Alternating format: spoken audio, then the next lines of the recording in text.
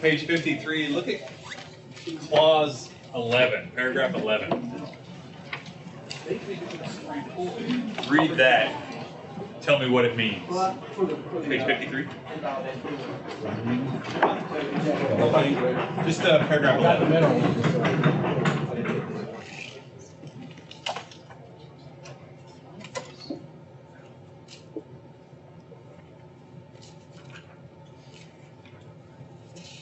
What page are we on? Page 53, paragraph 11. Read that. Tell me what it is. Wait a second. After the expiration. Yeah, okay, you're on the right page. Page numbers are different. Button back. Yeah. What is that? That's possible. It's a death clause. It's a very, very, very impressive death clause. The first time I saw that, I had to call some people and say what Chesapeake had been doing it for 4 or 5 months. They are the pioneers. Basically, anything that's new and interesting is Shady. I was going to say awesome. Oh, okay. Innovative. Chesapeake is incredibly awesome when it comes to coming up with new and interesting ways to word things for the benefit of not the mineral owner. For themselves. I mean, that's what their business. They're out making money. They're not UNICEF. They're not a non-profit organization. It's a horizontal severance. It's a death clause, and it is one of the most interesting ways of writing a death clause.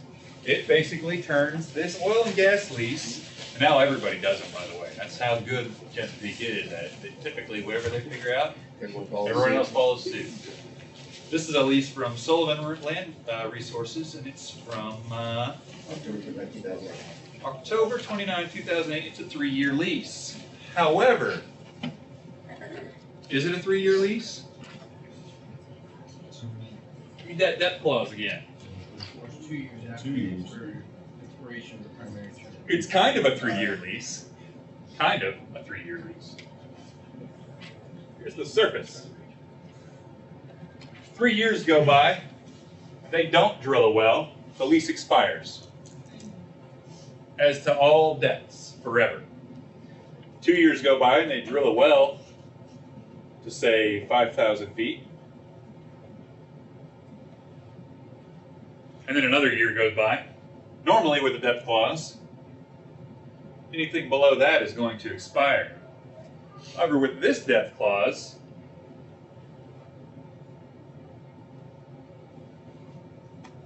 if they do drill a well within this 3-year period, they have an additional 2 years after that to drill to any depth they want. And then, And this death clause is what that is? yeah, and then it expires as to all depths that are not held by that depth clause. It's brilliant. It turned a 3-year lease into a 5-year lease. As long as they drill it, then they have 5 years to go to any depth they want.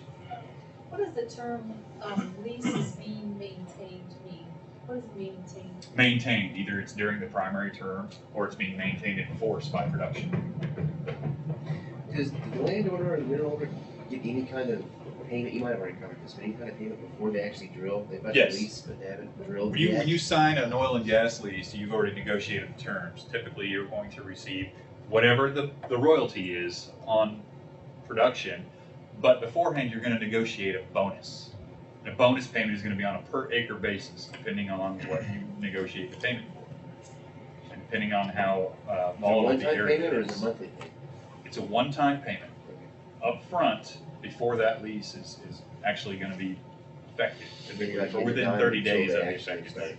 Sorry? Then after that, you're not getting a dime until they actually start producing oil. Correct. I mean, you could negotiate, say you're going to get your bonus payment, on a monthly basis or a weekly payment or whatever you want to do. But who wouldn't want that money up front?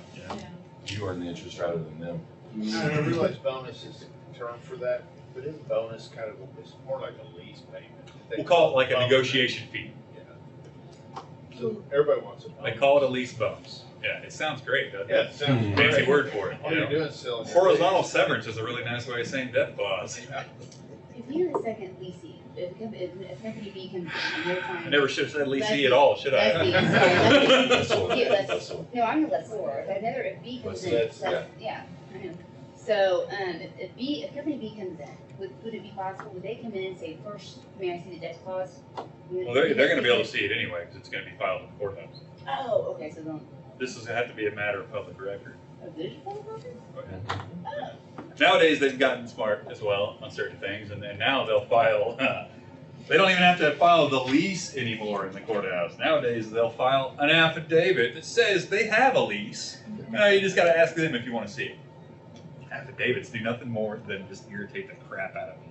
Back to this example right here, where they made a 3 years or 5 years. Say for instance, they have the depth clause of 5,000 feet. If they do hit a well or whatever within 6 months, that would allow them to extend the full 5 years to drill deep zero. Yes. As long as it's still producing at the end of that primary term. You know, it has to be producing. I think. They don't specify, Is there ever a depth clause? but it says in force, so as long as it's held in force. That limits to how far you can actually drill? Sure. You can say, at the expiration of the primary term, this lease expires as to all depths below the deepest depth drilled. Or you can sign a lease that says, hey, you're only gonna lease 5,000 feet. So they can only drill to 5,000 feet. Why would you want to do that? So you can lease to somebody else deeper.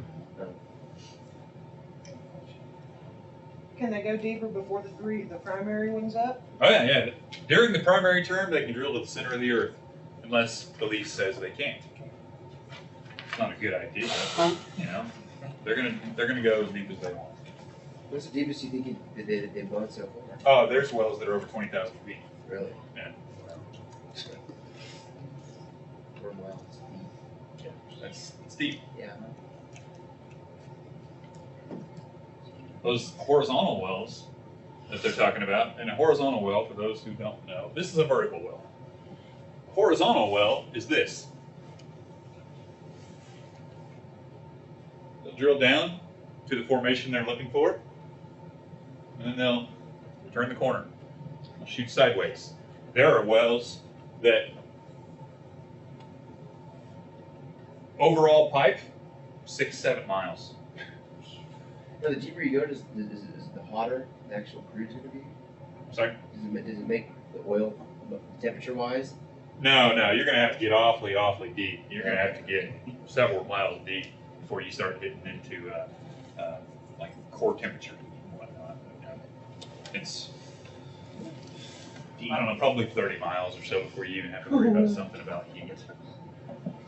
When you And that's talk- still really short, probably hundreds of miles, depending on, if you're in Hawaii, you're going to be hitting magma flows Sure, real sure. quick.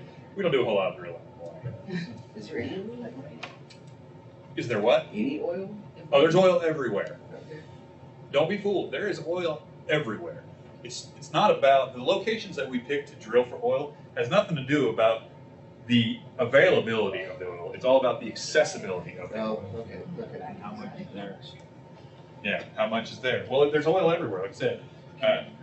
The technology is a big issue. I mean, the differences between 40 years ago and today are night and day. It's like medieval times compared to, the internet.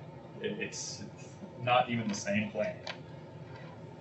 The horizontal drilling, does the, You cannot take, if you're asking this, you cannot take any of the minerals from underneath somebody's area that you haven't leased. that's what I wanted to know. Okay, that's, You cannot what? But You you can't can take hope that you minerals can from butt some up area That's to a right. horizontal area. You can't take it unless it's been leased by a mineral owner. The You can't surface. take somebody's minerals from here that doesn't own them.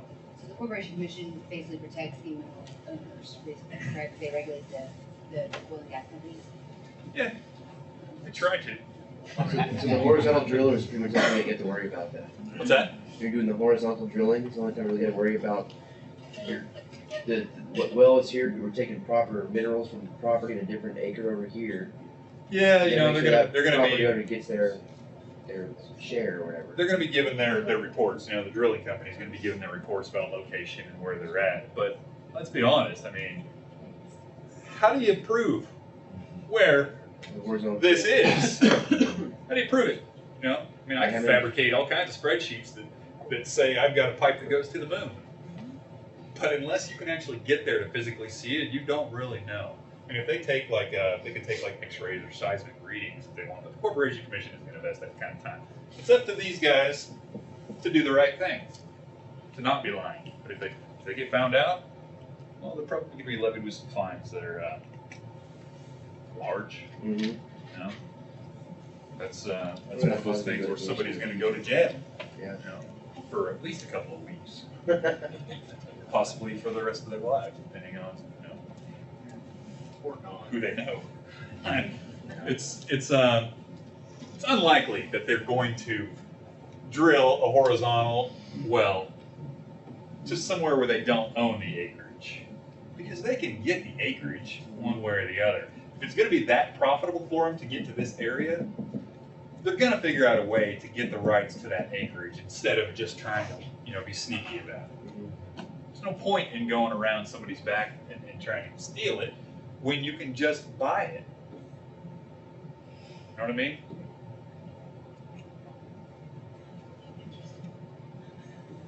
Not to mention, you guys remember what fugacious means?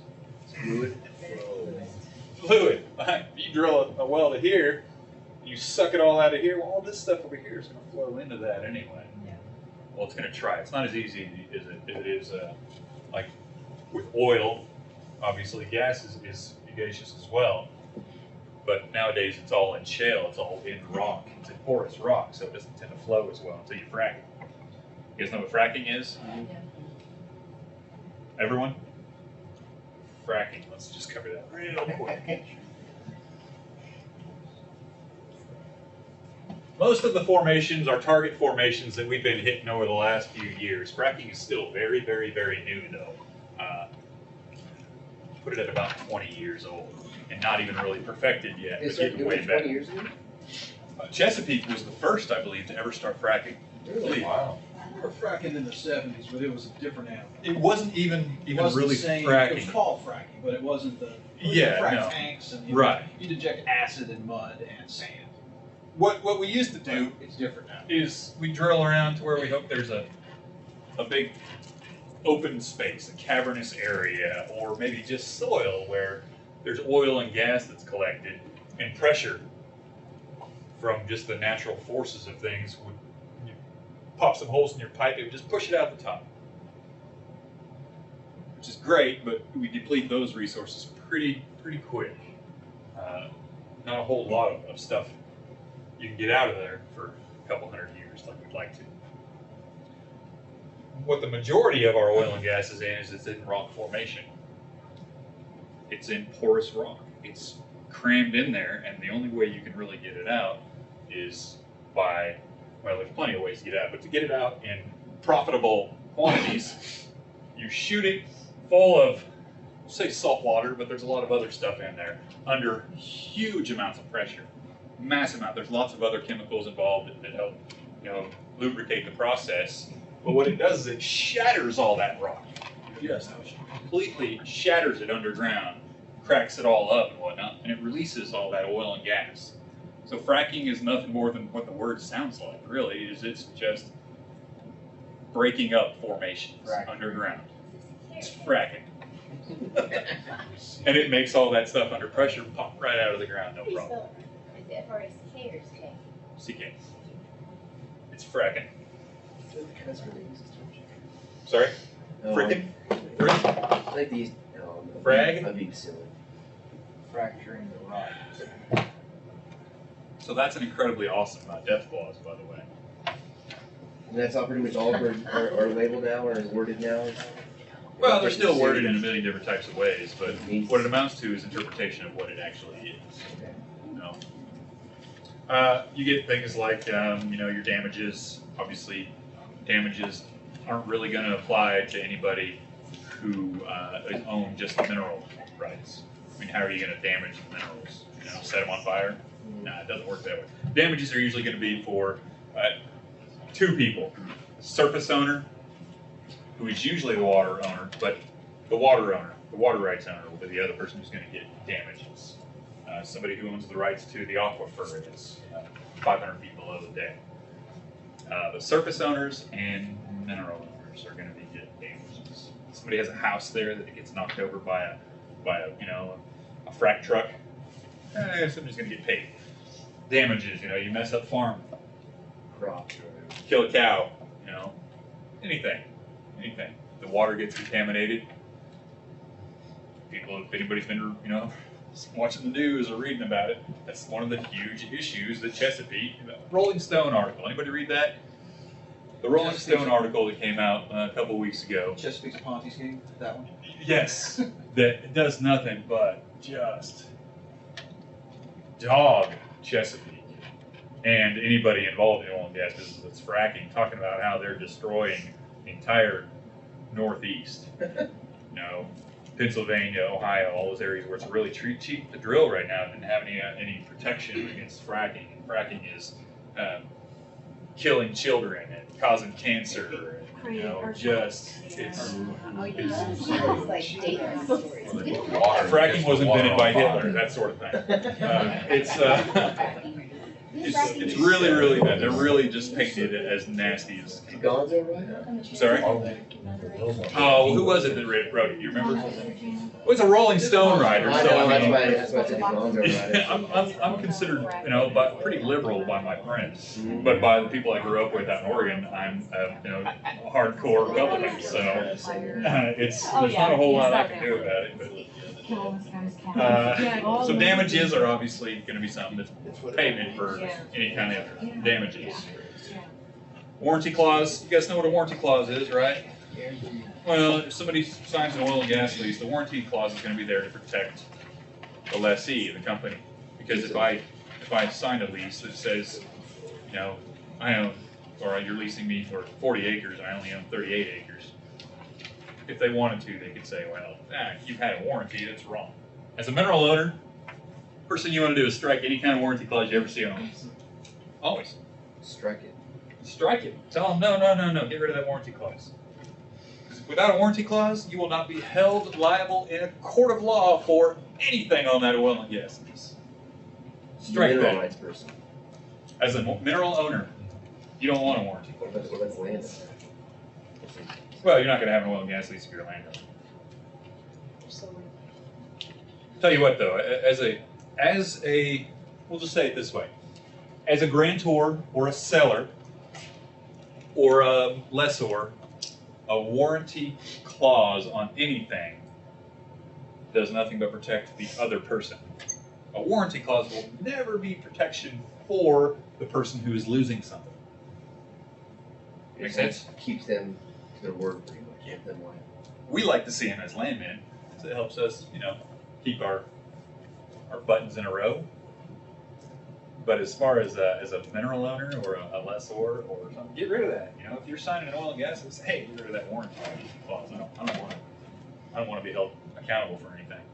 A good attorney will always tell you, no warranty, get rid of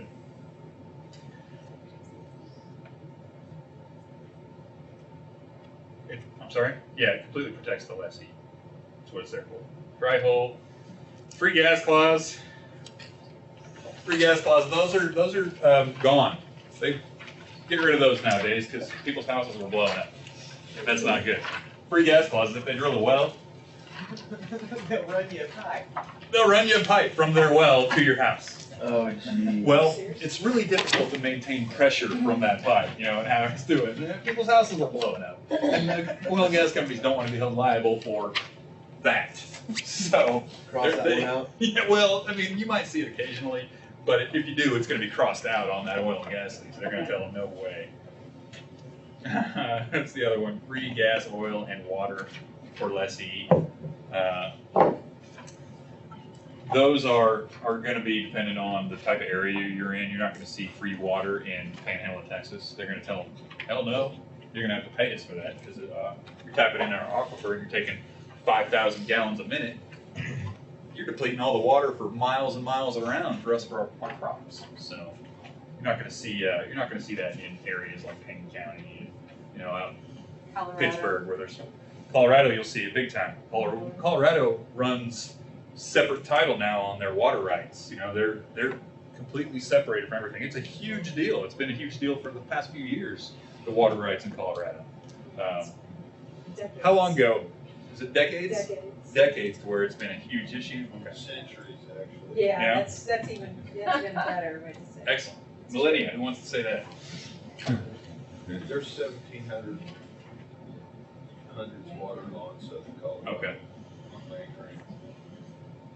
California and Colorado, all it's like underwater. Community water, farmers. An assignment of a lease, nothing more than it sounds like. Basically, you're selling interest, all your interest or a portion of your interest in the oil and gas lease to a third party. Say that one more time. What do you? Lessor, the mineral owner, we'll call him party A. We'll call them the first party of the first party. The lessee, the oil and gas company or the brokerage who you represent, is going to be party of the second party. They now own all the rights to at least 13/16 of the oil and gas. But really what it amounts to is they own all the rights to develop every mineral that you have, and you're only going to get a portion of the profits. They end up selling that almost always to a third party. We do end up, or the party B ends up selling it to? Party B, the lessee, will sell it to a third party, Mhm.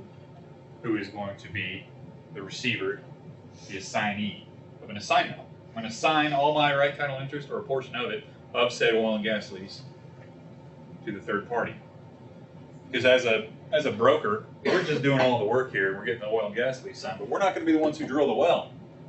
Somebody else is going to drill the well, but they're not going to drill a well unless they have the rights to drill the well. So they're going to want those oil and gas lease rights.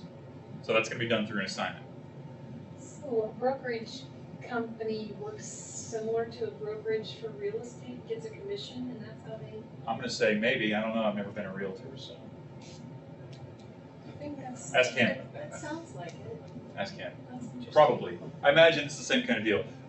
We'll say it this way: when a bank, your local bank, you buy a house and you get a mortgage through your local bank, the mortgage is sold typically to a much bigger bank through an assignment. They assign your mortgage to Fannie Mae or whatnot. So it's the same deal. All of that debt now is going to be held by somebody else. But in this case, the lessee isn't the one who's really holding the debt. In this case, they're the ones who are going to be holding the profits and then divvying out a little bit of profit for the mineral. So if you're a field landman, you're working for a brokerage, and there's just another step, and if you're. You don't have to worry about the assignments as a It's field just- landman. It's just interesting to understand the business, that's all. Yeah, no, it's very interesting. But the assignments are going to be the responsibility of the in-house guys and the actual folks who are working for the client's offices. That's their job to handle that sort of thing. We skipped over the Pew Clause on purpose because it's a big one. And I don't remember the case or the case number. I just know that it was in Arkansas sometime ago. A Pew Clause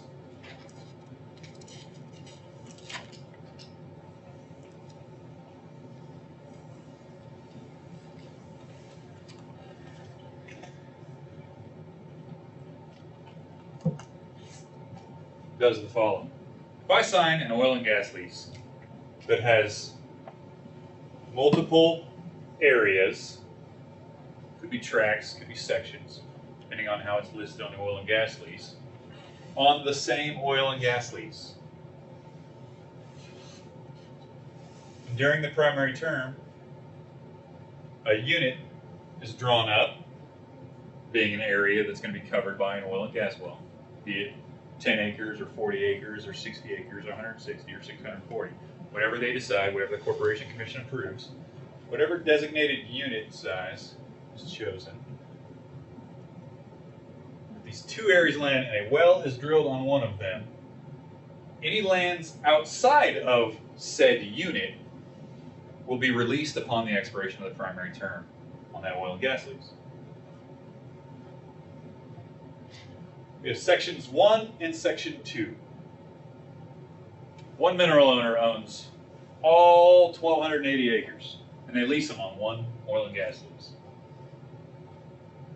Lessee comes along, and they decide they want to drill a well in the northeast quarter of Section 1. They talk to the Corporation Commission. They say, you know what? We got oil and gas all over this place. Let's unitize the entire Section 1, 640 acres. 3 years goes by and the lease expires. This, because of the Pew Clause in the lease, is now released from that oil and gas lease automatically. This will be held, the entire unit will be held for as long as oil and gas are being produced from that particular unit. So both were initially in it, originally, correct? These were both part of the same lease. But after the expiration of primary term, this one was no longer part of the lease. It's to benefit the lessor so that they can. Protects the mineral owner. Protects the mineral What owner. if they drill on lot number 2 in that first 3 years? If they drill over here and they've unitized it, well, then that's going to be held as well. During the primary term of the lease, they have access to all of it. They can do whatever they want. For instance, what if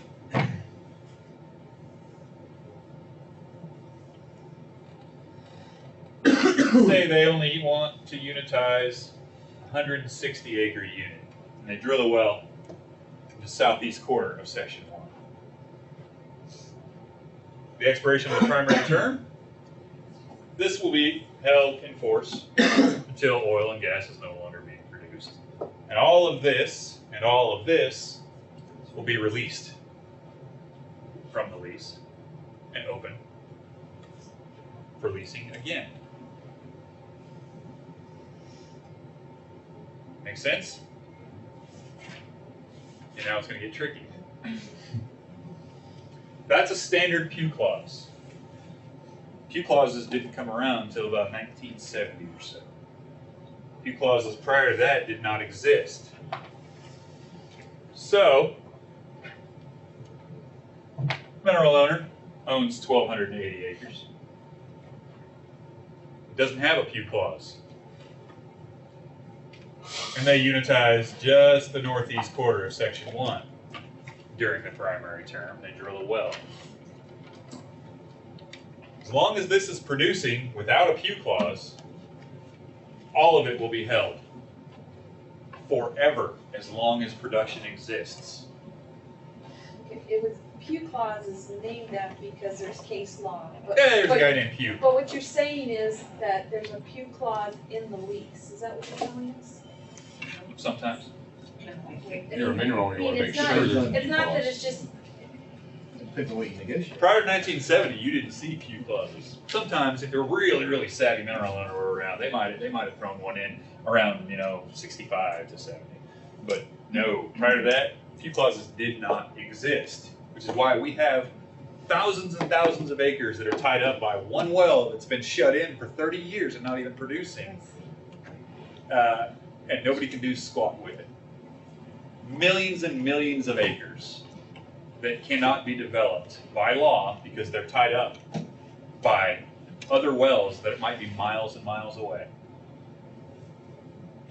That's a problem here in Oklahoma. I would say it's a problem. But someone can come in and buy that well, though, right? I don't have any acres that's tied up. No. Some people would tell you it's a huge problem, but you know what? Sorry. I don't know what to tell you. You didn't have a Pew Clause in your lease that was signed, 100 years ago. Oh well. So say they don't have a Pew Clause, and they shut it in. Someone else can come in and buy that well from that person, and maybe go to the other places and explore. You got a shut-in clause? Remember what a shut-in clause does? It limits the amount of time a well can be shut in.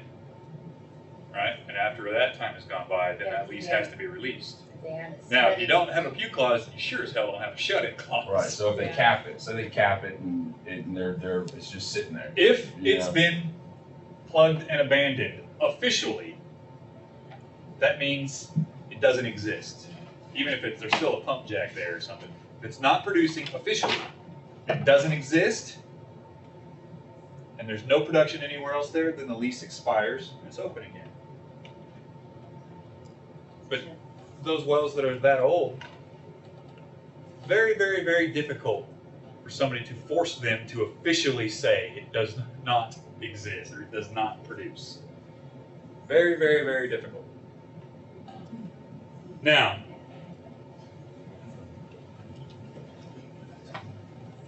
let's say I don't have a Pew clause,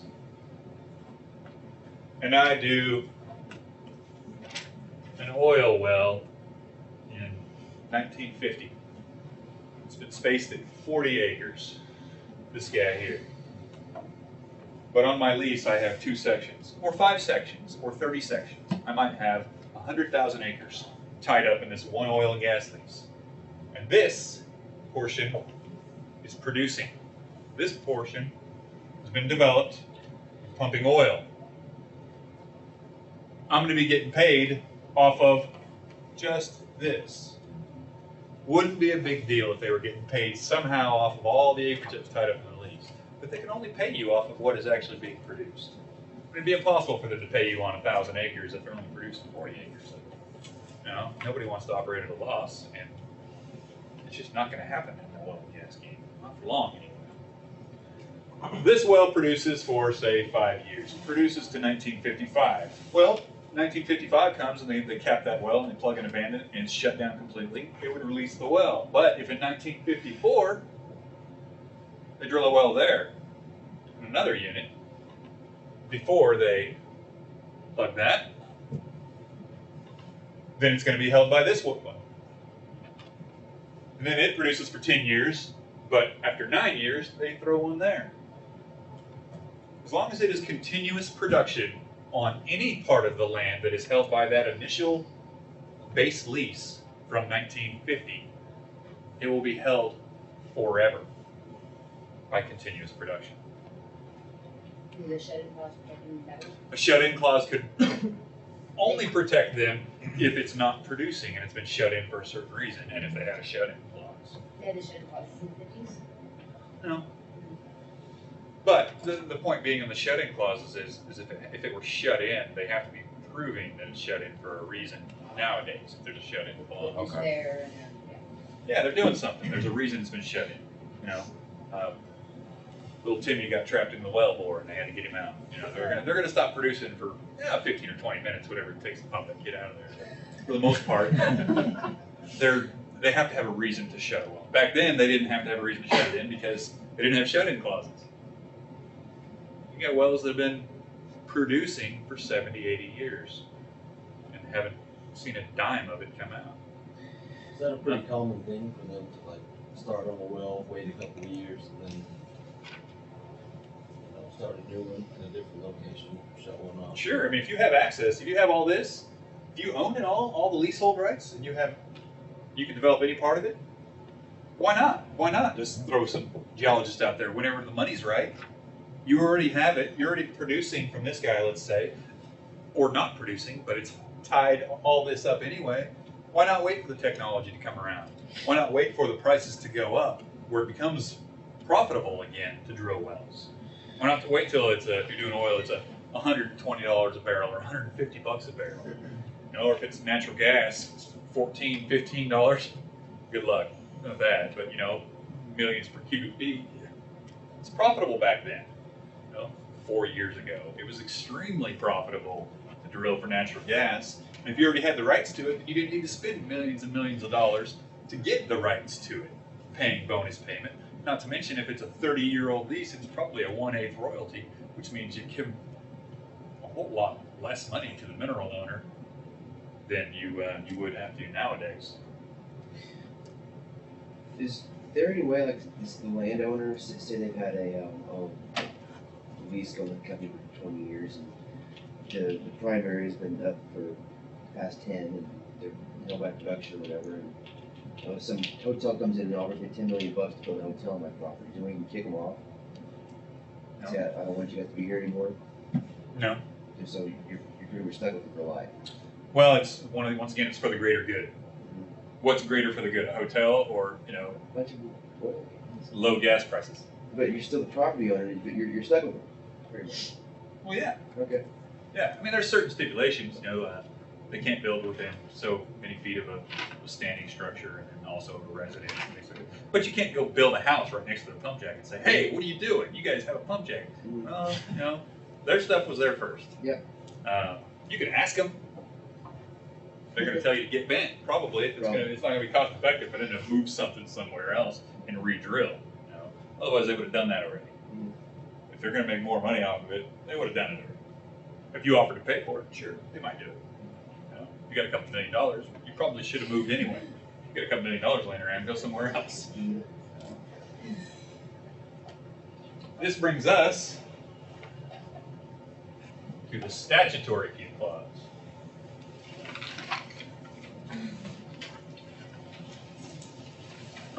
Read that Q clause on page 46, or at least skim it.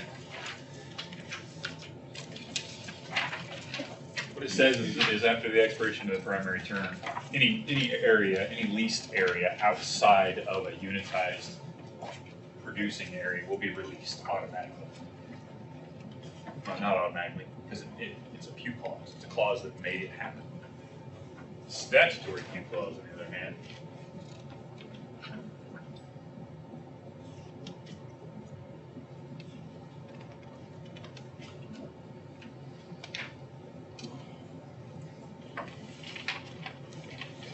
by its name, it's a statute. It's a law. Sorry? What's a unit? Is it just 1 acre? A unit? No, a unit is whatever has been designated as an area of production. What do you say? Yes, it's a decent definition for that. You say that's a decent definition for what a unit is? A designated area of production? Spacing. Yeah. So, really, that leaves it kind of vague though. What do you mean? The unit, because the oil company, they know we need this many acres, you know what I mean? Well, a unit is not going to be decided just by the oil company or gas company. Okay. It's going to be submitted for approval to the Corporation Commission of the state of Oklahoma and then whatever other commissions for other states. You know, the Railroad Commission for Texas, oddly enough. Weird, huh? The whole railroad became oil and gas. Guess who controls the oil and gas in the state of Texas? They don't even try to hide it. A Railroad Commission. It's the name of their organization. They control it all. They're like, whatever. So yeah, it's going to be designated or requested by the oil and gas company, but it's not going to be approved by the oil and gas company. It's going to be approved by the Corporation Commission. So if they request a 640 acre gas unit, they might not get it. They might only get, 320 acre gas unit. Statutory Q clause is a statute. It's a law. State of Oklahoma. Not everywhere, but the state of Oklahoma says, there it is, page 48. As of May 25th, 1977. What date is that again? May 25th, 1977. Once again, May 25th. I'm not saying it's on the test or anything. But even if it's not on the test, you should remember that date. This is the most important date that you need to know as a landman.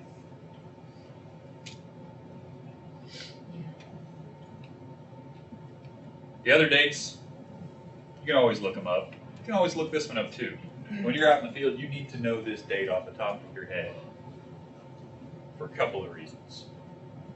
But as of May 25th, 1977, any oil and gas lease signed after May 25th, 1977 has an automatic Q clause embedded in the lease for any area greater than or 40 acres or more for an oil unit or 160 acres or more for a gas unit.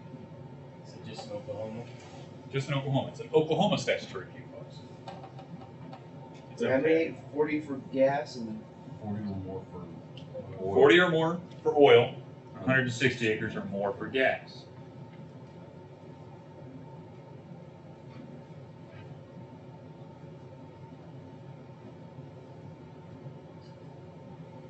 So they don't even have to put it in their oil and gas leases anymore because now it's a statute. It's automatic. You'll still see them in those oil and gas leases. They'll still put them in there. Maybe it makes the mineral owner think they're getting something for nothing. But it's a law. You have to have it. After May 25th, 1977, any lands outside of a designated unit after the expiration of the primary term will be automatically released. As long as the unit, if it's oil, is 40 acres or more, or if it's gas, is 160 acres or more. Which, even though it was a law that was passed to protect the mineral owner, still kind of screws them occasionally because they can have units that are smaller. Do an 80-acre gas unit, and if you had 320 acres that were leased, and they only unitized that 80 acres for gas, well, then all 320 acres is going to be held. I think they probably worded it incorrectly when they wrote it up, but nobody's ever changed it. So this is going to protect the oil company, right? This A little bit. This doesn't protect the oil company at all. Yeah, it protects just the mineral owner. At all. Well, guaranteed that they have that area. Well, they're going to have the area that's unitized no matter what. What it does is it releases the area outside of that unit. Remember what I said about sections 1 and section 2? Right. They unitize 160 acres here. They don't even have to have a pew clause anymore. As long as it was signed after May 25th, 1977, this stuff is automatically released. Releasable again. Does the mineral rights owner know what the unit is, proposed unit is going to be? They can always look it up. Or they can? Yeah. It's always available. It's public record at the Oklahoma Corporation Commission. Before they ever drill a well, they have to go through hearings and get approval for spacing and unitization by the Oklahoma Corporation Commission. And it's on file there. They can go to those hearings if they want to. And all that information is sent to the mineral owners, and so they know when stuff's about to happen. But if they're that savvy, then they should just have a pew clause in there in the first place and say, hey, you know what? Anything outside of whatever designated unit size you have, period, instead of saying limited as the Oklahoma statutory pew clause, you can limit your pew clause to whatever you want. You can say anything outside of your designated unit at the expiration of the primary term will be released. Then it wouldn't say 40 acres or 160 acres. It would be anything that's outside of it. They went ahead when they wrote that statutory pew clause, they were influenced by the oil and gas companies a little bit to throw the numbers in there. You think so? Otherwise, it would have been completely protecting the mineral owner. If they hadn't had the 40 acres or the 160 acres, then it would be awesome. It would be perfect. The only thing that would make this thing more perfect for the mineral owner is if it were retroactive. But if it were retroactive, we wouldn't care about today. This is the single most important date you need to remember in Oklahoma oil and gas. Why is that? What if I'm running title and I find out I got all my title run and I know exactly who the mineral owners are today? So I go to do my leasehold portion. Some people run them together and I run them separate. I want to know what the leasehold outlook is. So I start pulling leases. Because of the pew clause not existing prior to May 25th, 1977, I got to pull every single oil and gas lease that's been filed since they started keeping records. I pull every single one of them and I look at them and I look and see how many lands, what areas, what sections are listed on that oil and gas lease. Because I'm running section 1, right? What if in 1945 there's an oil and gas lease that shows section 2 and section 1? And it's a 5-year oil and gas lease. Well, all of a sudden, even though there's no production at all on my section, what if there's production on section 2 that has been continuous since sometime during the primary term from that 1945 lease? Because this is not open for leasing. So I just wasted all kinds of time. But if I miss this, and I pay this guy $500,000 to lease his open acreage, and the parent company comes along and says, this guy's not open. We just paid them $500,000 because of a mistake you made. Hit the road, Jack. Take all your coworkers with you. Can they sue you? What? Can the oil company sue you? Can they sue me? To replenish their costs? Yeah. All they want. Whatever. But they, I mean, does it happen? You bet. Okay. You bet. It happens. But they're not going to sue anybody. Typically, like me, what they're going to do is they're going to sue the company I work for. Because there's more money there. But I'm a contract employee. Exactly. So how are they going to get money from the company I work for? So that's not going to happen. Now, on the other hand, title attorneys, when they make mistakes, they carry title insurance. They pay a certain amount of money for insurance that says if something screws up like that, then money needs to be paid or whatever, insurance will cover it. So do you have That that expensive insurance. No, I don't make mistakes. Do you recommend the newbie have insurance? Do I recommend people that are not title attorneys have insurance? No, I don't. If you're a landman trying to get a job with somebody and you're carrying title insurance, to somebody who's going to interview you, to them that says you make a lot of mistakes. Mhm. You know, they don't want to roll the dice and assume that you're going to need your title insurance. They want you to be right. You know, being right is 1,000 times more important than being fast. Who here was in the military? What do they always tell you? Safety first. Do the job right. Make it done. It's always in paperwork. You know, the paperwork always says safety, number one, and then quality, not quantity. That was a big one in the Air Force. Quality, not quantity. But I'll tell you what, all the guys that are running around in charge of you are screaming at you. Get it done as fast as you can. I don't care how many shortcuts you got to take. Get it done. Mm. In this business, when guys tell me to hurry up, I'll give them a little mental finger. I don't care about their wants and needs speed-wise, because I don't want to turn in crap work. I want to be right. I love being right. I don't want somebody else to be wrong, but I want to be right. Love being right. My whole life I've wanted to be right about everything. Causes problems sometimes, sure. But for the most part, it's one of the top qualities you want in this business, because you want to be right.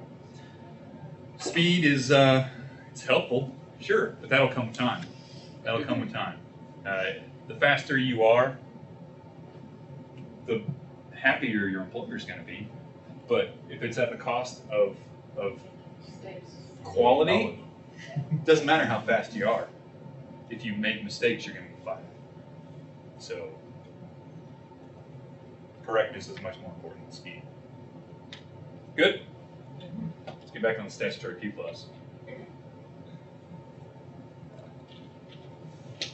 What year? 25th, 1977. Why is it important? You know what you're dealing with. Now, like I said, there are Q clauses inside. Embedded Q clauses, and they have them even still today. But the important one is the May 25th, 1977, the statute, the one that covers it for everybody, regardless of if it's in their oil and gas lease or not. I have a question. Sure. This is like 160 acres outside of the unit. If like a whole quarter was designated as the unit of production, does that mean 160 acres on either side of that unit? Sorry, what are you talking about?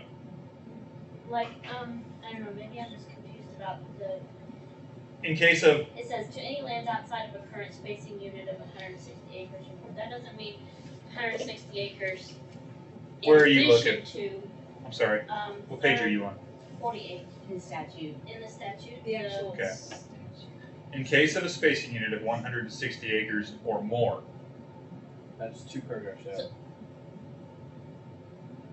Yeah, actually the second to the last one. this protection extends to any lands outside of a current spacing unit of 160 acres or more. So that doesn't necessarily mean an additional 160 acres. No, it means buffer, just unit size. If the unit size is 160 acres or more, anything outside of that will be released. Now, if the unit size is only 80 acres, it doesn't protect it. Oddly enough. But typical today, unit size for oil is 40 acres or more, which means it's covered. Typical gas unit sizes are 640 acres or more, which is well above the 160 acres. So that's fairly well protected. But if you have a gas unit, natural gas unit of only 80 acres, and all of this is leased, well, this unit is only 80 acres. It's less than 160 acres for natural gas. So all of this will be held too. But that's why you want that few clause inside that lease as well. On those those unlikely circumstances that you have a unit for gas, for oil, that's smaller than what the statutory few clause is going to designate, you're going to need some kind of protection. Did you say gas was typical unit is 640 and oil 40? For Oklahoma, yeah, it's oil at 40 and gas for 640. I think gas is 160. Yeah. That's what the statute says. She was asking about the typical unit size in Oklahoma. Oh, So,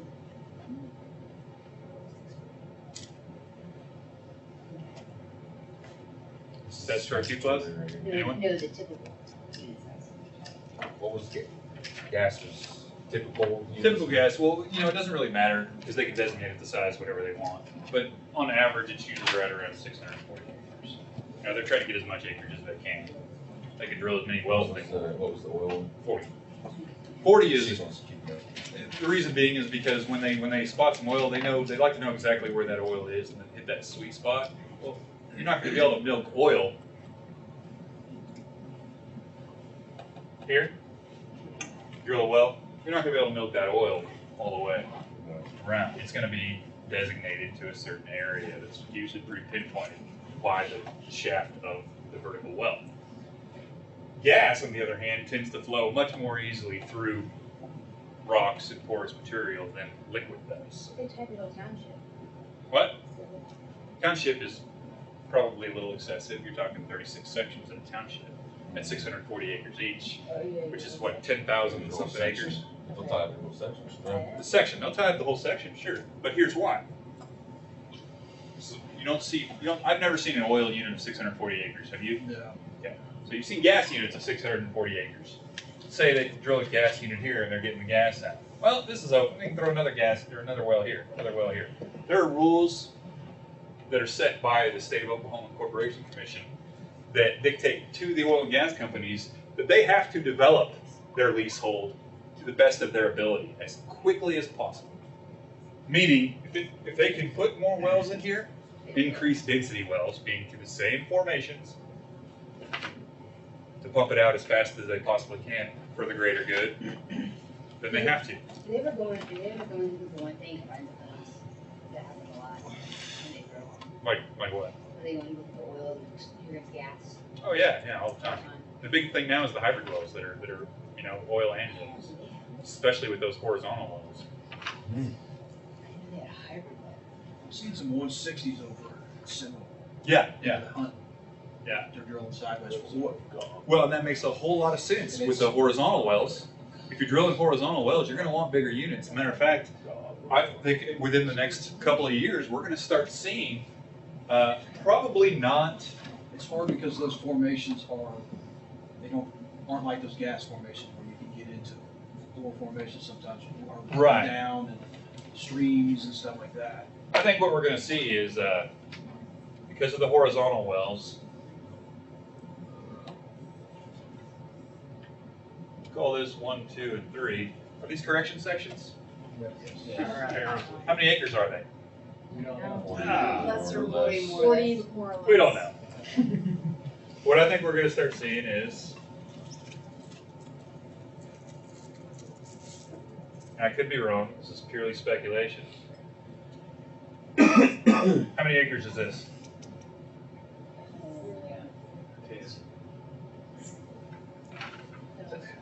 These are sections. This is 320. This is 160. We'll even go so far as to say 80 acres.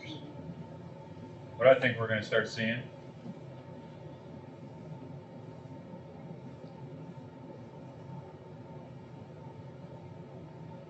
are 240 acre oil units that span the south half of the south half of the south half of whatever on multiple sections, and all they do is this. They'll take that field 6,000 to 7,000 feet below the ground and just take them sideways, because they can perforate this pipe the whole way, just suck it all out. The mineral, They can pinpoint it. the mineral owners could never know that their stuff's being sucked dry. They have to.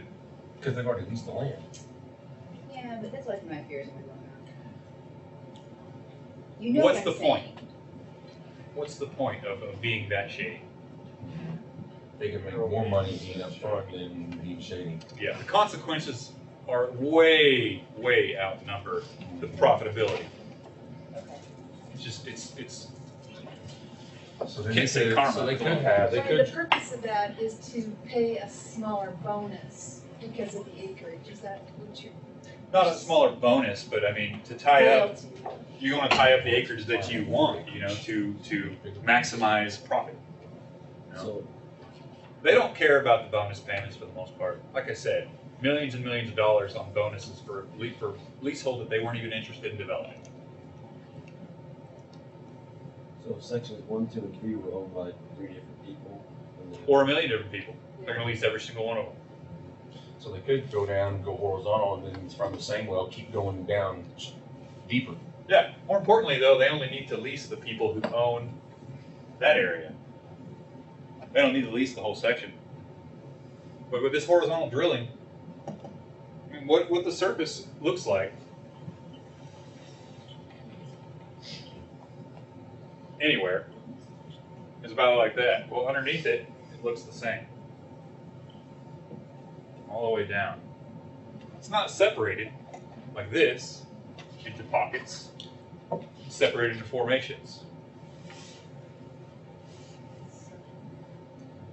So if they want to get to this formation, because it is filled with oil and gas, they used to have to drill a hole like this. Okay, this is where we're at. Now we're only going to be able to get this. Well, now, because of horizontal drilling, they can do this. They can go all along that formation. Instead of having to drill 35 wells all along that formation and suck it out piecemeal, they can do it with one pipe. They only have to use one And rig. the possibilities of increasing their profits have just gone up by They can also go out like spokes. thousands of percentage points. Well, how many arms can they have? Sure, they can go in any direction they want. That's a new one that they've really gotten involved in. You can only drill one So hole, Ryan, but is you that can drill S2? multiple wells from one rig. You gotta move over a couple, 100 feet. Well, Yeah. I got a friend Drill that just, offset. Yeah, that's that's what he fixing to said. do a four South- arm South House, horizontal whatever. rig Yeah. in Ohio. I guess. Four's I pretty just tall. threw it up Yeah. there. Four's pretty tall. I So they'll either go different depths, Yeah. one underneath the other. do. or they'll go You got 8,000 acres in Ohio. I got into a fortune. I know offshore they're doing it. Landowners made over 20 billion over bonus offshore, payments. yeah, they'll Where'd the drill. name go? I Pay just want to say it, I don't remember. 23 or 26 Brandon, $100 an acre. I got into a debate with somebody recently who said, and you might be more familiar with this than I am, and I haven't really had time to look it up. They said they've been doing this, and I don't see how. Honestly, drilling a well here, and then when they get down to 5,000 feet, they send a pipe out in all different directions to cover the whole section. Offshore's been doing that for 15 years. How do you add pipe in multiple directions underground? How do you do it without having 4 well bores in the same hole? You gotta have 4. You can't just do one. Exactly, like and that. they were It's saying they were impossible. doing it on one, and I It's said, impossible. you're retarded. You ought to be able to drill one hole, pull One that pipe hole? out, Yes. drill another hole, but then how are you gonna? But there's no way to crawl underground a mile and then connect more pipe that I know of. They don't have I technology. think they that's- did. Then you wouldn't do that anyway. That's How? I don't know how they do it, but they do it. How They do go you down get this pipe? 36 ways. How do you get this To pipe? make that right angle.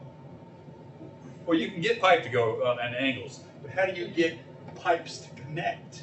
Because because this pipe's connected How are you already. gonna say? Where do you put this pipe perforate in to that get it gap? connected? This pipe is already connected when it Can't goes engineer down. equipment that just when it goes down has. This pipe is already, That's a really good question. but this I believe one that's leg, how you do it. Well, for one, it's not, it's a curved turn. this one leg is already That's connected true. when it It's goes not down. real Right. sharp. You go down, you curve. This is one solid So piece it's of gonna be pipe impossible. that does this. It's not. They don't solid. drill down here and then throw this pipe in on the end. You can't do it that way. This pipe is already connected when it goes. If you had 4 of them, what are you gonna do? How do you, How do you set package down, how do you set plugs down there to perforate one? Midgets. I know on offshore rigs, they drill one massive hole. and then they put in 4 different And then- pipes. And then they mud it in, they put the concrete in and everything, and then they go, Yeah, 4 different pipes. What they're saying though, what the guy I had an argument I guess, is saying they have one pipe that have 4 legs off of the one vertical pipe. once it Let's goes say into something that's production, brand that's the new. way it is. Sure, if you can get it set, but it's not drilled that way. No way. You No, got one hole. they And I think drill, they inside leak the this- pipe, they unscrew it. This is what I Offshore, think it they looks have like to do it that way. You inside that couldn't well do bore. it multiple holes, it'd be too No. expensive. You couldn't. That's what it looks like to me inside that well bore. Yeah. You got 4 different Offshore, vertical that's pipes the way it coming looks. out. And it might be inside one big pipe, because I'm sure the casing has to cover it all. Right. That way you have backup protection for the casing in case one of those pipes busts. Because if one of those pipes busts, you'd be screwed. One pipe busts here, this and that and the other, you gotta disconnect everything, stop production on the entire section. Now, this would make 10 times more sense right here. There's no formation like that anyway. I mean, you'd have to go to different depths if you're drilling out those different ways. Oh, you're in the Woodford Shale or something, you know? True, I guess, well, Though the Woodford Shale, the problem with Woodford Shale was how narrow it was. You know, it was 50 feet or 25 feet in certain places and difficult to get through because cost effective and it moves around so much. The whole stratigraphic equivalent you guys saw, especially when you look at the depth clause. Stratigraphic equivalent means this. That's what the surface of our land looks like. It's messed up. This is probably the dump over off of 240. It looks, it's not flat, it's not perfect. Underground, the formations do the same thing. They look like this. So when they say drilling to stratigraphic equivalent of the deepest depth penetrated, well, if you drill a well from here to here to get in this spot, it's a whole lot less distance than from here to here. But these two are stratigraphically equivalent. These are technically the same depth. Make sense? See that word a lot. But when you type it into the computer, it'll always try to autocorrect it. Even though it's been around for like 40, 50 years, it's apparently incorrect.